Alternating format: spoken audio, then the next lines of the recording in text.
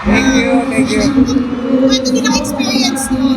Una sa lahat, para kaming nanalo na makasali kami rito. Yung mga imbitahan kami rito, parang panalo na kami. Kasi sa daming celebrity na pwedeng sumali, pero kami yung mga napili. Kaya malaking bagay yon na mapapanood kami sa Korea. Diba? Kalaro namin mga superstar ng Korea, K-pop star sa Korea. Malaking karangalan na yun. Superstar din naman kayo. Grabe yun.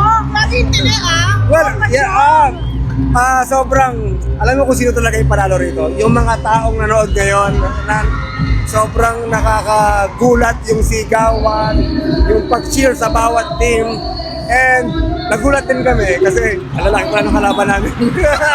Actually, hindi namin in-expect na talagang ganun sila kaseryoso. Grabe, di ba? Sobrang seryoso nila. Grabe, nashock kami. But of course, kung Pinoy tayo, kailangan natin lumaban kahit malalaki sila.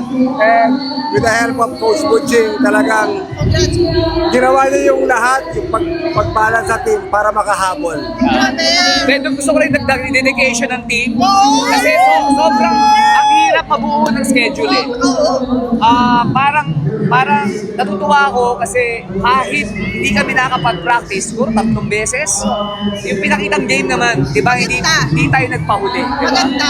Eh, what more kung nag-practice pa talaga, may time, siguro mas maganda pa yung laban. Ay, yung sinabing intense, grabe, Dustin, sobrang intense yun ni Minho, ha? Bakit? Nakukot on cam yung pagka-intense yun ni Minho. Ano naman nangyari? Oo. Hindi, ganun talaga. Intense naman talaga. Basketball lagi namang intense. Ganun talaga. Ganun It's talaga. normal. Sport. But at the end of the day, ang importante ay nag-enjoy talaga yung mga tao. And you hugged it out. Hugged it out. Yes, of course. Kasi sports lang. Oh. Syempre, super grateful na makasama ang veterans natin. At syempre makasama yung Korean idols namin. So super happy at sana napasaya namin yung mga tao dito. Oh, star player. Galing. Yeah, kahit physical, nag-enjoy naman.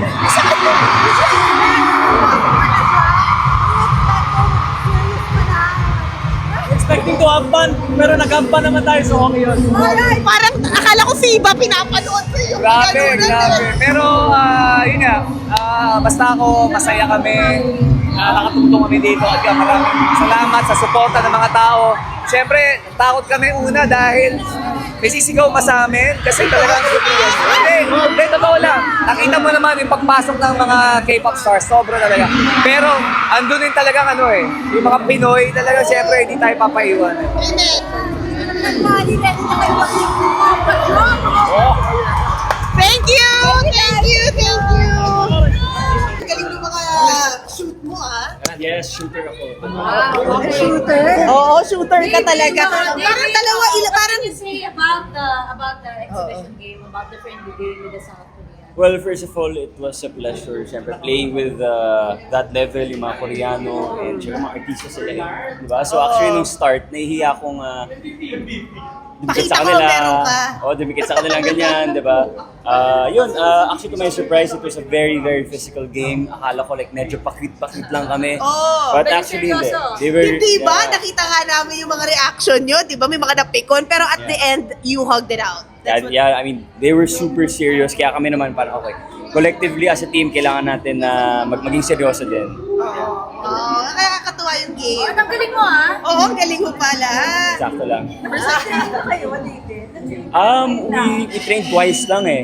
Yeah, sila kasi medyo, I think, part ng series nila. So talaga nag-training sila. So hopefully, maulit, di ba? Makakabawi Wait lang. kami. It was a good experience. It was a good Definitely, kanina nga akala ko para tong FIBA Asia, Korea versus Philippines, di ba? Back in 2015, nung tinalo natin sila sa dito rin, di ba? Or Araneta Coliseum, di ba? So, yun. Nashock ka ba? Sa Talo South kami. Korea, Oo. ang daming fans. Parang home court nila. Oo nga eh, kala ko nasa Korea ako eh. Sila lang. Parang home court nila ang fans. Yeah. Grabe. Oh, congratulations. Baka mahuli ka na doon.